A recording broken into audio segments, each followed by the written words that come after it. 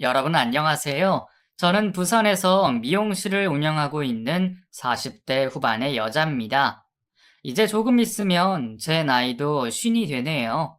이런 저에게는 눈에 넣어도 아프지 않을 세상에 하나뿐인 소중한 딸이 있어요. 제가 어릴 때부터 부모 사랑도 못 받고 크고 외롭게 자랐거든요. 그런데 지금은 제 딸과 함께 서로 의지하며 행복하게 살고 있습니다. 이렇게 평안한 삶을 살기까지 참 우여곡절도 많았네요. 어쩐지 하소연이 하고 싶어서 즐겨 듣던 이 채널에 저도 사연을 보내보려고 합니다. 딸이 옆에서 뭘 하냐고 묻고 자러 갔습니다. 엄마, 뭐해? 우리 이야기 좀 써보려고. 우리 이야기? 동화야? 동화는 아니지. 알았어. 나는 잘게. 제 딸은 나이는 이제 30이 다 되어 가는데 가끔 하는 짓을 보면 초등학생 다니는 아이 같아요. 원래 제 자식은 결혼을 하고 아이를 낳아도 그저 아이같이 보인다고 하는데 저희 아이는 정말로 순수하고 맑은 아이입니다. 눈치채신 분도 계시겠지만 평범한 아이는 아니에요. 틀리거나 다른 게 아니라 조금 특별한 아이입니다. 장애를 가지고 태어났거든요. 장애 판정 등급으로는 지적장애 3급에 해당합니다. 겉으로 보면 별다른 티가 나지 않아요. 하지만 예민한 사람이라면 제 딸과 대화할 때 조금 특이하다는 점을 알게 되실 겁니다. 딸이 다른 아이들과는 조금 다르다는 점은 제가 남편과 이혼을 하고 나서 딸을 키우다가 알게 되었어요. 남편과 저는 같은 미용실에서 근무하던 동료였습니다. 저보다는 한 살이 많은 사람이었어요. 제가 어릴 때 이혼 가정에서 어머니 없이 아버지와 단 둘이 살았거든요.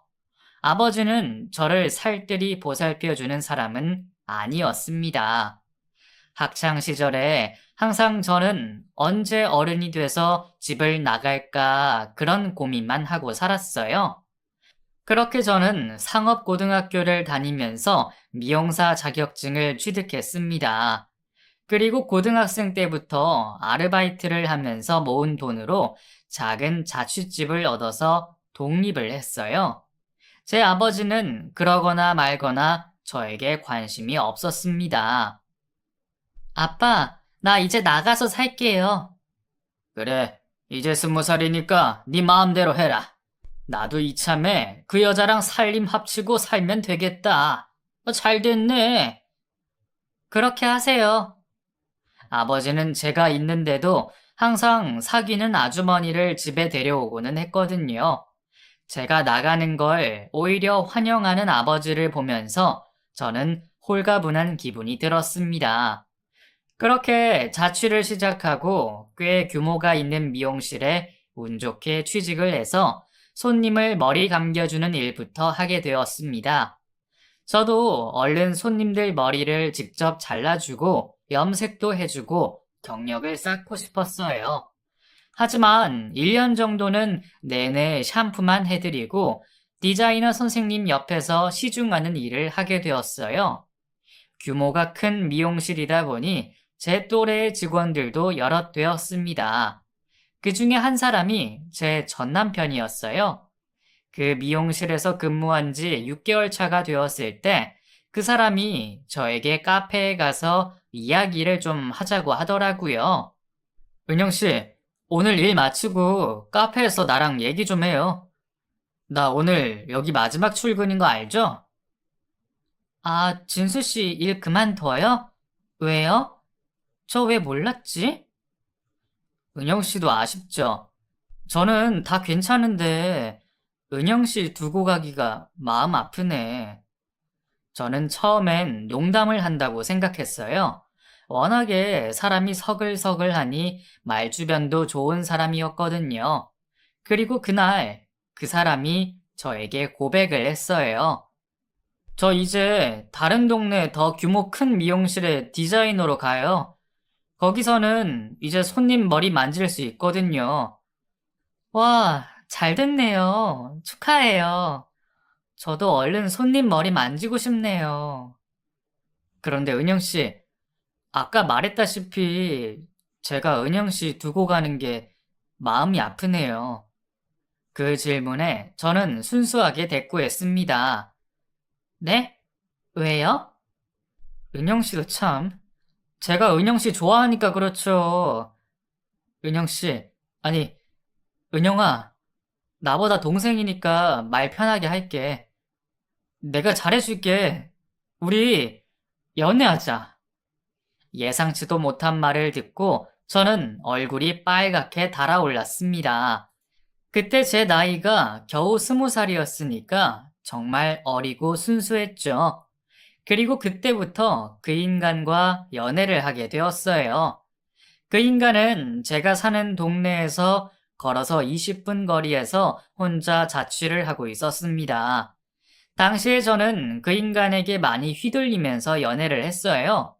그 인간은 저의 일거수일투족을 단속했지만 본인에게 간섭하는 건 죽도록 싫어하는 인간이었습니다. 그래서 회식을 한다고 하거나 일이 있다고 하면 연락이 닿지 않았어요. 그렇게 1년 반을 연애하다가 그 인간이 다른 여자와 바람을 피우고 있다는 사실을 알게 되었습니다. 제가 혼자서 밥을 해 먹으려고 반찬을 하다가 멸치볶음을 많이 해서 가져다 주려고 연락을 했는데 받지를 않더라고요. 그래서 집 앞에라도 두고 가려고 갔는데 현관문 앞에 도착하자 안에서 여자 웃음소리가 났습니다. 오빠는 무슨 그런 소리를 해. 진짜 웃겨 죽겠어. 사랑해. 저는 제 귀를 의심했어요. 그리고 정신이 나가서 미친 듯이 배를 눌렀습니다. 그랬더니 팬티 차림으로 나온 남자친구였죠. 그 인간이 문을 열어주더라고요. 안에서는 원피스 속옷을 입은 화장이 진한 여자가 저를 노려보고 있었습니다. 은영아, 비켜봐. 저 여자 누구야? 아니, 그냥 친한 동료인데. 남자친구가 그렇게 말하자 그 여자가 성큼성큼 제 앞으로 걸어오더니 말했습니다. 우리가 동료야? 이 쪼만한 여자애는 누군데 불쑥 찾아와서 이 난리야? 그 말에 남자친구가 당황하더니 저를 문 밖으로 내쫓아 버렸습니다. 저는 온몸에 힘이 풀려서 그 자리에 주저앉아서 엉엉 울고만 있었어요. 그러다가 정신을 차리고 집으로 돌아가서 그 인간과 헤어질 결심을 했습니다. 하지만 어릴 때부터 의지할 곳 없이 살다가 처음으로 사랑이라는 감정을 느끼며 있는 그대로 의지하고 있던 남자에게 받은 배신감 때문에 저는 너무 괴로웠어요. 그리고 남자친구는 며칠 후에 그 여자와 정리했다며 저에게 달려와 울며 불며 매달렸습니다. 은영아, 나한테 너밖에 없어. 걔는 정말 말 그대로 지나가는 바람이었어. 그리고 걔 우리 미용실 그만뒀어. 여자애가 먼저 달려들어서 꼬시는데 어떤 남자가 안 넘어가겠어. 미안해. 며칠 동안 너 생각만 하느라 나 잠도 못 잤어. 은영아, 문 좀 열어봐. 우리 결혼해야지. 우리 같이 미래 계획도 세워놨잖아. 너랑 나랑 미용실 차려야지. 은영아, 얘기 좀 하자. 제가 살던 집 현관문 밖에서 그렇게 소리치는 그 인간의 말을 저는 어리석게도 믿고 싶었습니다. 그래서 다시 받아주고 제 나이 23세 살림을 합치고 살게 되었어요. 당시에는 결혼식은 서로 안정적이게 되면 하기로 하고 사실혼 관계로 함께 살았습니다. 혼인신고도 따로 하지 않았고요. 저는 미용실에서 열심히 일한 덕분에 디자이너 명찰을 달고 일을 하게 되었어요. 저를 찾는 손님들도 늘어가고 있었습니다. 돈에 있어서 저는 철저했기 때문에 돈 관리는 그 인간이 번 돈은 그 인간이 관리하고 제가 번 돈은 제가 관리했어요. 아무튼 그렇게 사실혼 관계를 유지하고 있다가 제 나이 25쯤에 저는 그 인간에게 혼인신고를 하고 결혼식을 올리자고 말했어요. 하지만 아주 난감한 표정을 지으며 차일피일 미루더라고요. 그리고 그 인간이 또 다른 여자를 만나고 있다는 사실을 알게 되었습니다. 이번에는 미용실 손님이었어요. 그 사실을 알고 저는 바로 따로 살자고 말했습니다. 한 번 바람핀 놈은 있어도 한 번만 바람 피우는 놈은 없다더니 그 말이 딱 맞네. 옛날엔 나도 뭘 몰라서 당신 받아줬는데 이젠 아니야. 그냥 갈라서자. 은영아, 다른 여자들은 다 그냥 한순간의 놀잇감이야. 내가 아직 젊고 혈기왕성해서 그래. 결혼하면 달라질 거야.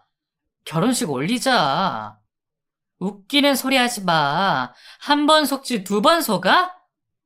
그렇게 저는 그 집을 빠져나와서 저 혼자 살 집을 구해서 살기 시작했습니다. 님이라는 글자에 점 하나만 찍으면 남이 되듯이 정말 간단히 저는 그 사람과 남이 되었어요. 그리고 무슨 운명의 장난인지 혼자 살면서 저는 제가 그 인간의 아이를 임신했다는 사실을 알게 되었습니다. 하지만 그 인간은 이미 다른 여자와 살림을 합친 후였어요. 제가 둔했는지 임신 4개월 차가 되어서야 임신 사실을 알게 되었고, 아이를 지울까 수십 번을 고민을 하다가 결국 만삭이 되어서 아이를 낳게 되었습니다. 아이를 낳고 나서 저는 더 독하게 열심히 살기로 작정을 했어요. 딸아이는 눈에 넣어도 아프지 않을 만큼 사랑스러웠어요. 지금도 마찬가지고요. 당시에 일에 치여서 힘들어도 아이를 보면 없던 힘도 불끈불끈 났습니다.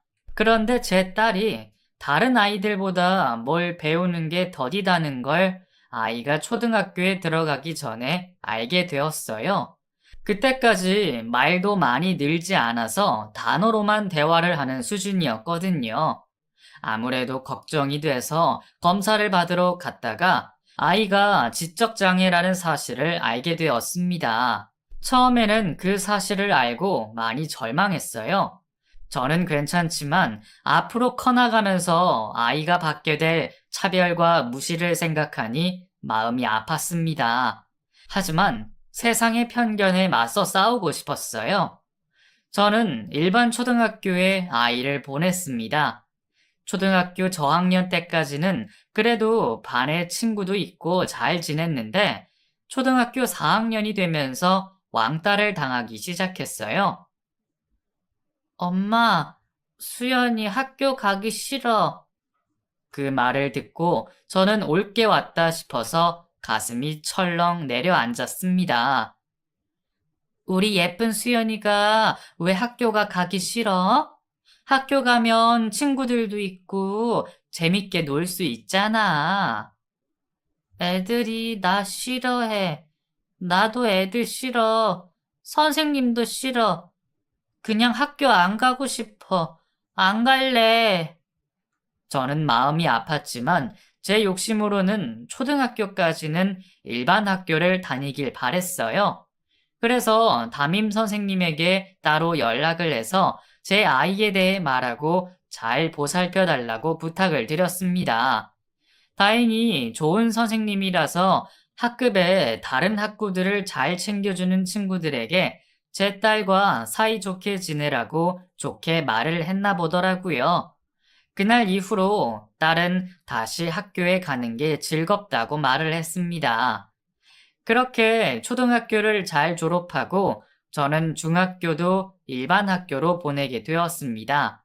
하지만 중학교 2학년이 되면서 학교 수업을 따라가는 걸 정말 어려워했어요.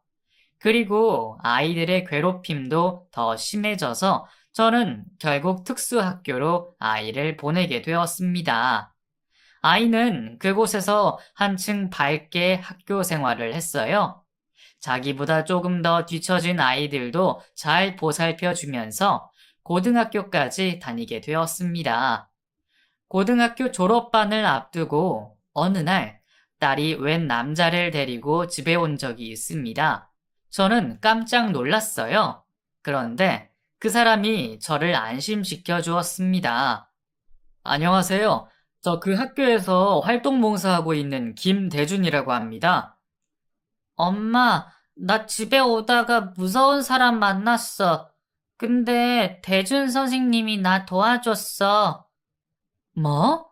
무서운 사람을 만났다고? 예, 수연이가 학교 끝나고 친구들이랑 놀다가 시내에서 술 취한 아저씨들을 만나서 다행히 제가 그 동네에 일이 있어서 지나가다 보고 집까지 데려다 주겠다고 했어요.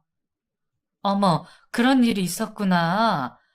고마워요. 너무 고마워요. 식사했어요? 밥이라도 먹고 가요. 엄마, 나 배고파. 선생님도 배고프죠? 딸의 말에 저는 급하게 음식을 차려서 밥을 해줬습니다. 후광 효과라고 하잖아요. 제 딸을 위기에서 구해준 사람이라고 하니까 처음 본 사람인데도 너무 듬직하고 고맙더라고요. 그 사람은 20대 중반이라고 했습니다. 어떻게 장애인 활동 지원사 일을 하게 됐어요? 젊은 사람이 그런 일 선택하기 힘들었을 건데, 저희 사촌형도 발달 장애를 가지고 있어서 제가 충청도가 고향이거든요. 그 사촌형이 바로 옆집에 살아서 같이 놀아주고 돌봐주다 보니까 이런 일에 관심이 생겼어요. 그랬구나. 아휴, 젊은 사람이 참 대견하네. 멋있어요. 우리 수연이 구해줘서 너무 고맙고. 아닙니다. 당연히 해야 할 일을 한 건데요. 그나저나 밥이 너무 맛있어요. 제가 집밥을 오랜만에 먹거든요. 죄송하지만 밥 한 그릇 더 주실 수 있을까요? 그럼요. 두 그릇, 세 그릇도 더 드세요. 저는 그렇게 말했고, 딸이 먼저 가서 밥을 퍼오더라고요. 딸도 그 사람을 잘 따르는 눈치였어요. 그리고 그날 이후로 딸은 항상 그 사람의 이야기를 했습니다. 엄마, 대준 오빠가 나한테 오늘 초콜릿 줬어. 진짜 맛있었어. 초콜릿을 줬어? 근데 엄마는 왜 안 갖다 줬어? 나만 먹으라고 해서 나만 먹었지. 엄마는 엄마가 사서 먹어. 엄마 섭섭하네. 근데 대준 오빠가 그렇게 좋아? 응, 좋아. 나한테 잘해줘. 착해. 우리 수연이가 좋아하는 사람이 생겼나 보네. 응, 좋아. 대준 오빠 너무 좋아. 처음에는 딸이 그저 잘 따르는구나 생각했는데 알고 보니 남자로 좋아하는 모양이더라고요. 딸은 고등학교를 졸업한 이후에 카페에서 일을 하겠다며 바리스타 자격증을 취득했습니다. 짧기는 했지만 카페에서 일을 하면서 돈도 벌고 정말 대견했어요. 딸도 사회생활을 할 수 있음에 감사했습니다. 딸은 항상 대준이 얘기를 했어요. 두 사람이 사귀는 걸 나중에야 알게 되었습니다. 그리고 딸이 22살이 되었을 때 저에게 정식으로 인사를 왔어요. 어머니, 저 사실 수연이랑 오래 만나오고 있었어요. 대충 알고 계셨죠? 수연이 잘 챙겨주고 있다는 건 알았는데 서로 좋아하는 거야? 네, 수연이도 저 좋아하고 저도 수연이가 좋습니다. 아니, 사랑합니다. 저 사실 수연이랑 결혼하고 싶어요. 뭐라고? 우리 수연이 이제 22살밖에 안 됐는데, 그리고, 그런 건 걱정 마세요. 수연이 그저 순수한 아이일 뿐이지, 남들과 다른 거 하나도 없어요. 저 수연이랑 평생 행복하게 살고 싶은데, 허락해 주세요. 아직은 아이 같은, 실제로 정말 아이처럼 순수한 제 딸이 결혼을 해서 제 품을 떠날 생각을 하니 가슴이 아려왔어요. 하지만 딸은 옆에서 저희의 대화를 듣고 해맑게 말했습니다. 엄마, 나 대준 오빠랑 결혼할 거야. 대준 오빠랑 행복하게 잘 살 거야. 딸이 초롱초롱하게 눈을 반짝이며 그렇게 말을 하는데 저도 허락을 해줄 수밖에 없었습니다. 그럼 진지하게 잘 만나봐요. 결혼은 좀 천천히 생각해 보자고. 네, 감사해요, 어머니. 제가 수연이 잘 보살피고 아껴주겠습니다. 그래요. 그렇게 딸과 1년을 더 만나면서 한결같은 딸의 남자친구에게 더 신뢰가 가게 되었습니다. 그리고 딸이 23살이 되었을 때 상견례를 하게 되었습니다.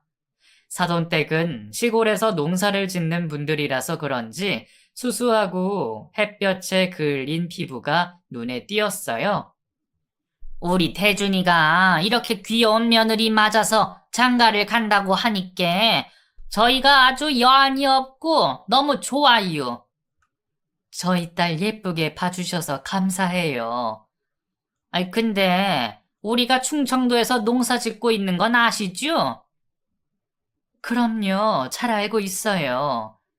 요즘에 젊은이들이 다 떠나고 없어서 일손이 딸려요. 우리 아들이 농사일을 참 잘하는데 그 어차피 그 땅들 다 물려줄 거고 그래서 결혼하고 그 몇 년간은 우리랑 같이 살았으면 좋겠네요.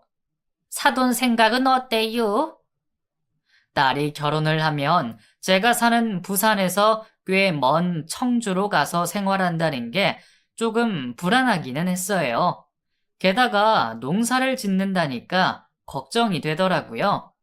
한참을 고민하자 바깥 사돈이 쐐기를 박았습니다. 제가 막 수연이 일 시키고 그럴 건 절대 아니고, 집에서 편히 쉬면 돼요. 거기가 그렇게 시골도 아니에요. 조금 나가면 시내도 있고, 수연이 커피숍에서 일도 할 수도 있고, 그 평생 같이 살자는 것도 아니고, 딱 3년만 같이 살고, 제가 집 따로 구해서 보내주려고 하는데, 영 내키지 않으시오? 아닙니다. 제가 부산에 살다 보니까 그 딸이랑 사는 곳이 너무 멀어져서 그게 조금 고민이 돼서. 아이고, 다 큰 딸 뭘 그리 걱정을 해요. 우리 대준이 듬직한 거 아시면서 저희가 잘 아껴주고 친딸처럼 잘 지낼 테니까 그리고 자주 올라오시면 되잖아요. 저는 딸에게 물었습니다. 수연이 엄마랑 떨어져서 시골 가서 살 수 있겠어? 나는 대준 오빠랑 같이 살면 어디 가도 상관없어. 살 수 있어. 장모님, 걱정 마세요. 제가 수연이 힘들게 할까봐요. 저 잘 아시잖아요. 그래. 조금 찝찝하기는 했지만 워낙에 사람들이 좋아 보여서 더 의심하지 않기로 했어요. 조금 지능이 떨어지기는 하지만 딸도 자기 삶을 살아야 하니까요. 제가 시간이 날 때마다 자주 가보는 것으로 합의를 봤습니다. 결국 저는 그렇게 하기로 하고 딸 결혼식을 진행하게 되었습니다. 웨딩드레스를 입은 딸의 모습이 어찌나 예쁜지. 이제 제 손을 떠나서 제 짝을 만나 살겠다고 떠나는 딸을 보면서 저도 모르게 눈물이 주룩주룩 흘렀습니다. 결혼을 한 후에 제주도로 신혼여행을 다녀와서 바로 사돈댁이 있는 충청도로 가서 지내게 되었어요. 딸 결혼 전에 제가 사돈댁에 간 적이 있습니다. 시골이라고 해도 집이 펜션처럼 잘 지어져 있고 짓고 있는 농사 규모도 꽤 크더라고요. 일손이 딸릴 때는 외국인 노동자나 일꾼들을 써서 일을 한다며 걱정하지 말라고 말했습니다. 그렇게 딸을 시집 보내고 딸과 살던 집에 혼자 돌아오니 집이 텅 빈 것 같고 묘한 기분이 들었어요. 저는 딸이 결혼하고 한 달 후부터 2주에 한 번씩은 꼭 사돈댁에 방문을 했습니다. 갈 때마다 두 손이 무겁게 해서 갔어요. 그러면 반갑게 맞아주었습니다. 아이, 사돈, 그냥 오시지 뭘 매번 이런 걸 사와요. 이거 별거 아니에요. 공진단인데 기운 없으실 때 챙겨 드세요. 잘 먹을게요. 아이, 사돈 온다고 해서 내가 맛있는 거 차릴까 하다가 그 오랜만에 외식이나 하자 싶어서 여기 유명한 고깃집이 있는데 거기 가요. 수연이 고기 먹고 싶지? 네, 어머니, 고기 먹고 싶어요. 대준 오빠랑 같이 먹으러 가요. 그렇게 말하는 딸과 함께 안사돈과 저와 사위만 동행해서 고기를 먹으러 갔습니다. 바깥사돈은 이래저래 일 때문에 바쁘다며 갈 때마다 볼 수가 없었어요. 고기를 맛있게 먹고 난 이후에 계산은 제가 했습니다. 아이고, 사돈. 내가 내려고 했는데, 왜 매번 사돈이 내요? 우리 동네까지 왔는데 내가 사야지. 아니에요. 얼마 안 나왔는데요, 뭘. 그럼 잘 먹었어요? 마음 같아서는 딸과 하룻밤 보내고 집에 돌아오고 싶었지만 왠지 불편하고 눈치가 보여서 그러지는 못했습니다. 딸이 결혼하고 초반까지는 잘 적응해서 사는 것 같아서 안심이 됐어요. 그래서 사돈댁에 가는 횟수를 줄였습니다. 한 달에 한 번만 가게 되었네요. 그리고 딸이 결혼하고 1년이 지났을 때 저도 제가 열심히 모아둔 돈으로 제 이름으로 된 미용실을 차리게 되었습니다. 미용실을 차리느라 이것저것 신경을 쓰다 보니 거진 3달을 딸이 사는 사돈댁에 가지 못했어요. 전화는 자주 했는데 딸이 무슨 말을 하려고 하면 사위가 받아서 이야기를 하는 통에 딸과 제대로 된 대화를 나누지 못했습니다. 엄마, 뭐해? 수연아, 엄마 미용실 차려. 엄마 미용실 차리면 대준이랑 놀러 와. 잘 지내지? 엄마, 보고 싶어. 엄마가 요즘 바빠서 자주 못 갔네. 대준이한테 부산 좀 오라고 해야겠다. 대준 오빠 바빠. 뭐? 그렇게 말을 하고 있는데 사위가 전화를 받았습니다. 어머니, 옆에 있었어? 요즘 많이 바빠? 네, 그 농사일 거드느라 힘드네요. 수연이는 시내 카페에서 일 시작했어요. 그 하루 3시간 일하는 거라서 힘들지는 않을 거예요. 아, 그래? 잘 됐네. 내가 미용실 정리하면 갈게. 오지는 못하지? 부산까지 가기가 좀 그렇네요. 어머님, 걱정 마시고 잘 지내세요. 그리고 여유 되실 때 오세요. 그래, 알았어. 수연이 좀 바꿔봐. 수연이 지금 씻으러 들어갔네요. 또 전화 드릴게요. 그때까지 저는 아무 의심 없이 미용실 여는 것에 정신이 팔려서 일만 열심히 했어요. 그래도 미안한 마음에 딸과 사위에게 용돈을 조금씩 보냈습니다. 그렇게 시간이 흐르고 미용실이 어느 정도 자리를 잡은 후에 가을이 되었어요. 시골은 한창 추수철이라서 바쁘다고 하더라고요. 저는 또 원기 회복에 좋다는 한약을 사서 오랜만에 시댁에 방문했습니다. 가기 전에 전화를 했는데 딸도 사위도 받지 않아서 그냥 무작정 방문을 하게 되었어요. 그리고 그때 정말 상상하지도 못한 끔찍한 현실을 마주하게 되었습니다. 차를 4시간 넘게 운전해서 도착을 하고 주차를 한 후에 저는 사돈댁 벨을 눌렀습니다. 그런데 안에서 기척이 없더라고요. 한창 추수철이라서 논에 나갔나 보다 생각했습니다. 그래서 사돈이 가지고 있는 논이 있는 곳으로 걸어가고 있었어요. 논에 가까워 올수록 음악 소리가 크게 나고 남자들이 떠드는 소리가 들리더라고요. 그 논 근처에 나무 밑에 큰 정자가 하나 있거든요. 거기에 도착해서 저는 못 볼 꼴을 보고야 말았습니다. 아이, 잘한다. 아이, 춤 좀 춰봐. 춤 싫은데, 춤 못 춰. 못 춰요 해야지. 우리 아가씨가 말이 짧네. 어른들 앞에서 얼른 춤춰봐. 거기에는 제 딸이 있었고 바깥사돈과 농사꾼 남자들이 모여 앉아 있었습니다. 퍼뜩 그 상황이 이해가 가지 않았어요. 그런데 한 중년 남자가 제 딸의 팔을 끌고 가더니 브루스를 추더라고요. 저는 당장이라도 뛰어가서 그놈의 머리채를 쥐어뜯고 싶었어요. 하지만 침착하게 증거를 남겨야 한다는 생각을 했습니다. 그래서 꾹 참고 휴대폰으로 영상을 촬영하기 시작했어요. 싫어. 춤추기 싫어. 이거 놔. 딸이 그렇게 소리를 지르자 다른 중년 남자가 딸의 팔을 잡고 앉히더니 막걸리 사발을 들이밀며 소리쳤어요. 그럼 술이나 따라봐. 아이, 젊은 아가씨가 따르는 단술 좀 마셔보자. 딸은 억지로 앉아서 술을 따랐고 노래까지 불러주기 시작했습니다. 한두 번 겪은 일이 아닌 것 같았어요. 그 상황에서 바깥사돈은 그저 너털 웃음을 짓고만 있었습니다. 저는 그 모습을 보고 화가 나서 피가 거꾸로 솟구치는 느낌을 처음 받게 되었네요.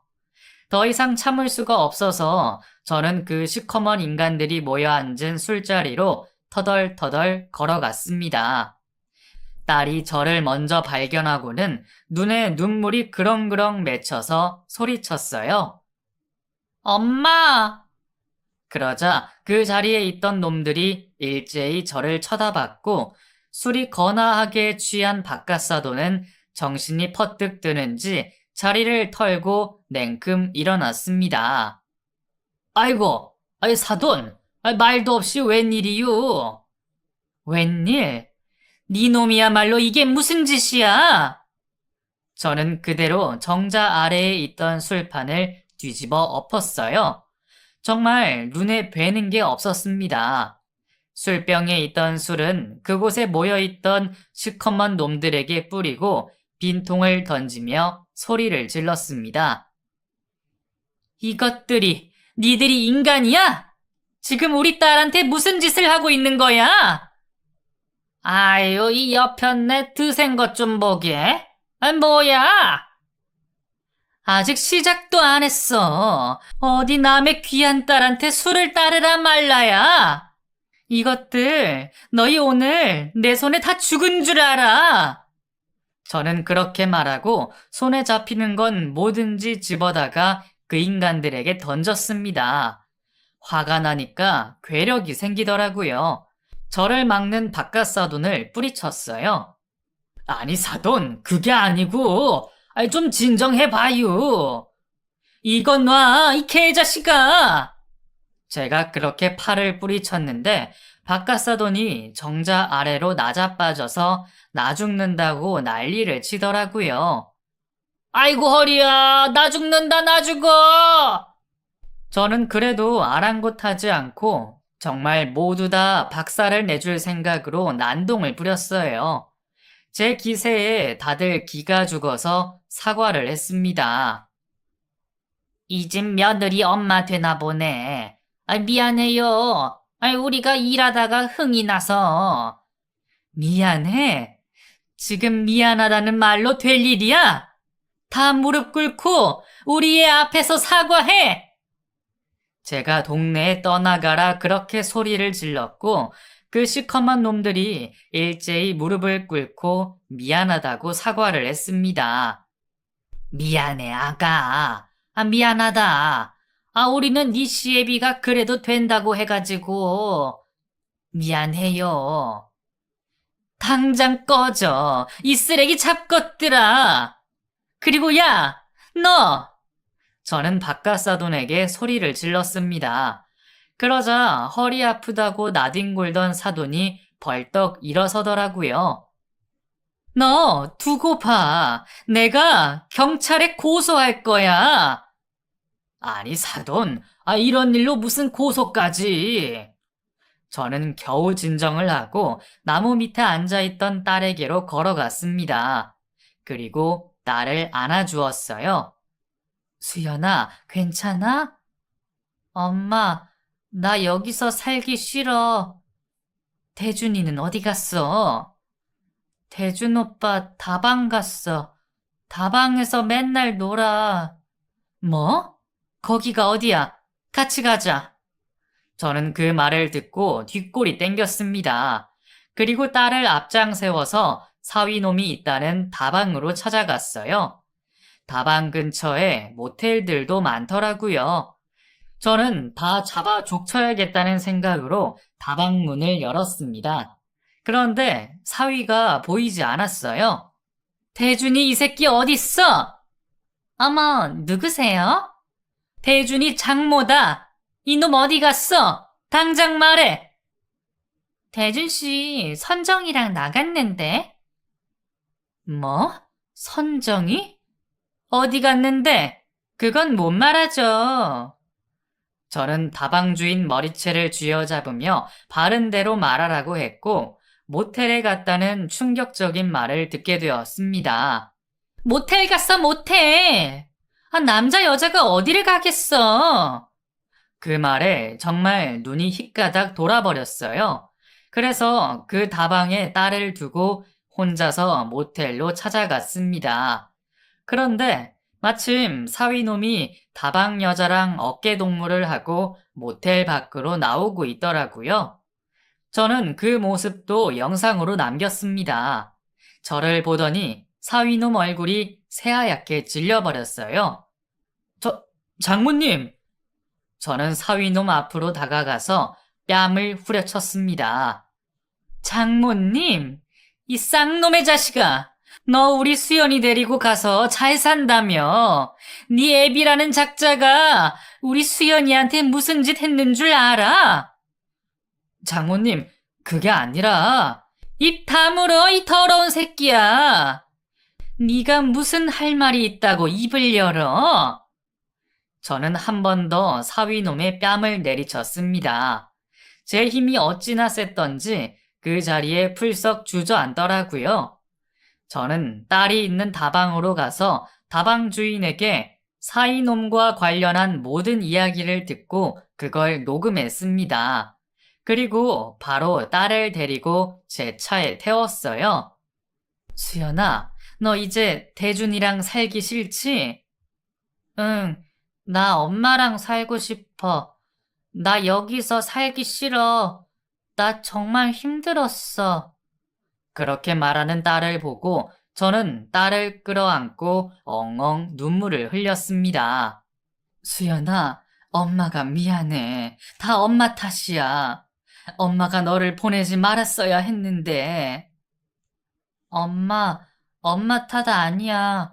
대준 오빠 탓이야. 그리고 아버지 어머니 탓이야. 엄마 탓 아니야. 그래, 맞아. 엄마 탓도 아니고 우리 수연이 탓도 아니야. 모든 게 다 그 나쁜 놈들이 잘못한 거야. 우리 수연이가 엄마보다 낫네. 저는 오히려 딸에게 위로를 받았습니다. 그리고 딸을 집에다 내려준 후에 유명한 변호사를 찾아갔어요. 돈이 얼마나 들던 간에 그놈들이 죗값을 치르도록 하고 싶었습니다. 그리고 바로 이혼 소송을 준비했어요. 몇 주 뒤에 이혼 소장이 날아갔는지 사위놈으로부터 전화가 왔습니다. 장모님, 이러실 거예요? 수연이 저랑 잘 살고 있었는데 제가 잠시 한눈 판 거 가지고 왜 그러세요? 저도 남자예요. 수연이가 저 거부하는데 어쩔 수가 없었어요. 많이 들어본 레파토리였어요. 지랄마, 그딴 소리 씨알도 안 먹히니까 소송 준비나 해.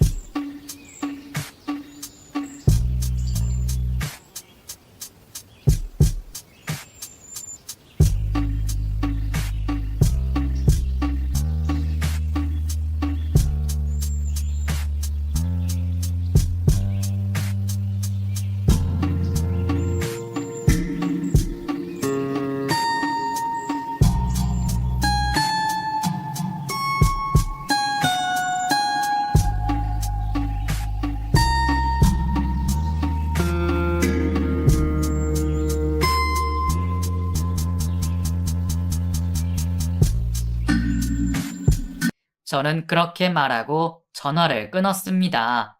그리고 오는 전화를 받지 않았어요. 제 딸에게도 전화가 오는 것 같아서 저는 딸 전화번호도 바꿔버렸습니다. 저는 천박한 바깥사돈과 그걸 방치한 안사돈을 장애인 학대범으로 고소도 진행했습니다. 하지만 솜방망이 처벌밖에 받지 않았어요. 겨우 벌금 처벌만 받더라고요. 결과가 성에 차지 않았습니다. 이혼 소송을 하면서 사위놈은 저와 딸에게 몇 번이나 무릎을 꿇고 사과를 했어요. 수연아, 오빠랑 다시 같이 살자. 이제 그 시골에서 말고 다른 데서 둘이서만 살자. 오빠가 미안해. 오빠 싫어. 거짓말쟁이야. 나 오빠랑 같이 안 살아. 꺼져. 딸이 그렇게 말을 했어요. 얼마나 질렸으면 그럴까 싶어서 제 속도 속이 아니었습니다. 딸은 시골에서 시집간 후에 매번 카페에서 일한 적이 없다고 했습니다. 매번 농사일을 돕고 안사돈이 시키는 집안일을 하느라 거의 식모처럼 살았다고 했어요. 소송을 진행하면서 사실들이 드러날수록 저는 참을 수 없는 분노를 느꼈습니다. 엄마, 나 거기 사는 거 정말 힘들었어. 잠도 못 자고 맨날 일 시키고. 수연아, 아이고 수연아. 지금은 괜찮아. 엄마랑 있으니까 나 행복해. 이제 다른 데 안 가고 엄마랑만 살 거야. 그래, 수연아. 이제 엄마랑 둘이서 행복하게 살자. 결국에는 이혼 소송 결과 사위놈으로부터 위자료를 받을 수 있게 되었어요. 그래봤자 몇 천밖에 되지 않는 돈이었고 그걸로는 제 분이 풀리지 않더라고요. 사위놈이나 사돈들이나 징역이라도 살아야 제 분이 풀릴 텐데 그러지 못하니까 제 가슴팍만 내리쳤습니다. 그러다가 저는 그 작은 시골 마을에 사위놈과 사돈의 만행을 다 알려야겠다는 결심이 들었어요. 그 당시 저도 도끼가 있는 대로 올라있던 상태였거든요. 플랜카드를 제작해서 마을 이곳저곳에 내걸었습니다. 그리고 하루는 트럭을 빌려서 확성기를 들고 그 집안의 만행에 대해서 고래고래 소리를 질렀어요. 그랬더니 사돈들이 저를 찾아와서 그만해달라고 사정사정을 하더라고요. 사돈, 그만해요. 안 그래도 동네 소문 쫙 나서 우리 힘들어요. 그 낯짝을 들고 다닐 수가 없어요. 그럼 착한 우리 딸 데려다가 그렇게 못된 짓을 해놓고 낯짝 들고 살 수 있을 줄 알았어? 난 분 풀릴 때까지 할 거니까 그런 줄 아세요. 그리고 저는 그날 어순풀에 저녁이 될 때까지 트럭을 몰고 다니며 옆마을까지 다 소문이 번지게 했습니다. 경찰에 신고도 못 하더라고요. 경찰에 신고하면 더 일이 커지고 창피해질까봐 그런 것 같더라고요. 저는 하루 종일 확성기를 들고 그 인간들의 만행을 온 동네방네 소리 지르고 다니니까 그나마 조금 속에 뭉쳤던 게 풀리는 기분이었습니다. 그리고 얼마 후에 술에 취한 바깥사돈으로부터 전화가 와서 무슨 소리를 하려나 싶어서 전화를 받았습니다. 혀가 꼬여서 말도 제대로 못하면서 저에게 하소연을 하더라고요. 사돈. 사돈은 뭔 사돈이야? 그러고 나니 속이 후련하오. 아니요. 한 번 더 갈까요? 됐수다. 나 이제 그 동네에서 못 살아. 한평생 그 동네에서 살았는데 동네방네 소문 다 나서 나 여기서 못 산다고요. 그래서 어쩌라고요? 앞으로 이런 전화 하지 마세요. 정신 똑바로 차리고 약한 사람 무시하고 사는 그 못돼 처먹은 정신머리 고쳐먹고 사시라고요. 무식해서 알아들으려나 모르겠지만 그렇게 전화를 끊은 후에는 연락이 없었어요. 건너 듣기로는 마땅한 일도 없던 예전 사위는 부모 등쳐먹고 살고 있다고 들었습니다. 나름대로 한풀이를 하고 난 후에 저는 제 딸이 사회생활을 할 수 있도록 도와주었어요. 딸이 결혼을 하고 받은 상처들은 상담을 받으며 치료해 나갔습니다. 다행히 딸은 워낙에 밝고 긍정적인 아이라서 금방 회복했습니다. 나쁜 일은 금방 잊어서 정말 감사했어요. 그리고 제 딸은 프랜차이즈 카페에서 바리스타로 일을 시작하게 되었어요.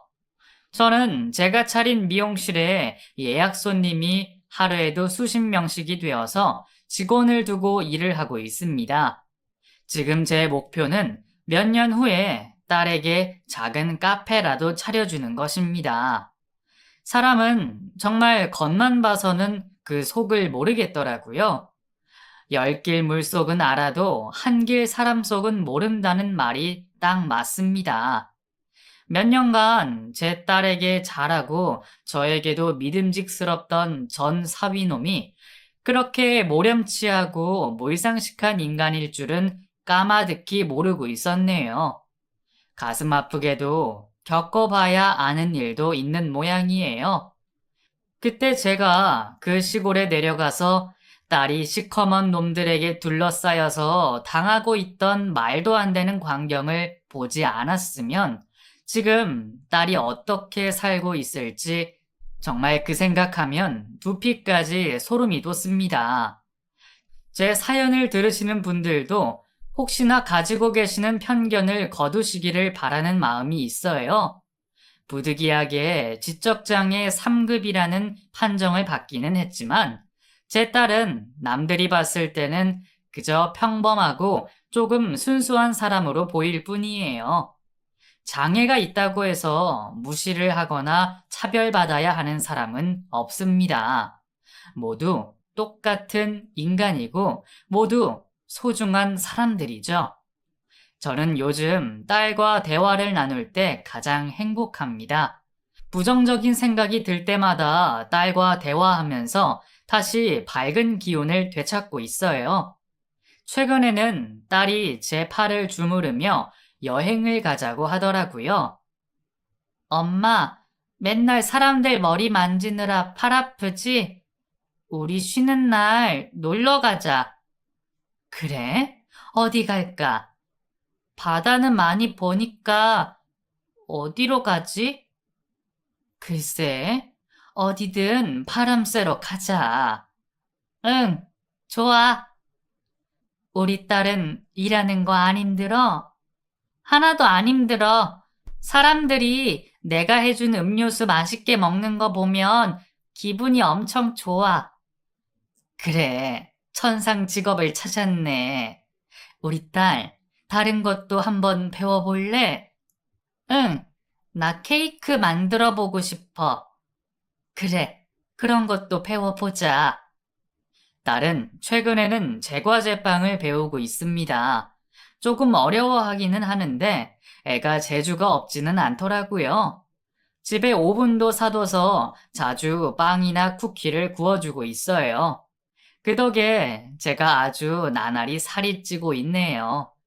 순수하고 여린 제 딸이 더 이상 상처받지 않는 세상에서 살기를 바랍니다. 장애를 가지고 있는 분이나 그런 가족을 곁에 두고 계신 분들도 그런 세상이 오기를 가장 바라고 계실 거예요. 꼭 그런 날이 올 테니까 우리 포기하지 말아요. 그리고 본인들과 다르다고 함부로 대해도 된다고 생각하는 사람들은 어딜 가서 똑같은 대우를 받게 되어 있습니다. 본인이 한 짓에 배로 안갚음 당하게 될 테니 조심해야 해요. 여러분, 제 사연은 여기까지입니다. 제가 친정이 없다 보니 여기에 글로 제 이야기를 털어내니까 친정 엄마에게 이런저런 제 속이야기 한 것처럼 후련하네요. 끝까지 들어주셔서 정말 감사해요. 건강하시고 항상 행복하셨으면 좋겠습니다.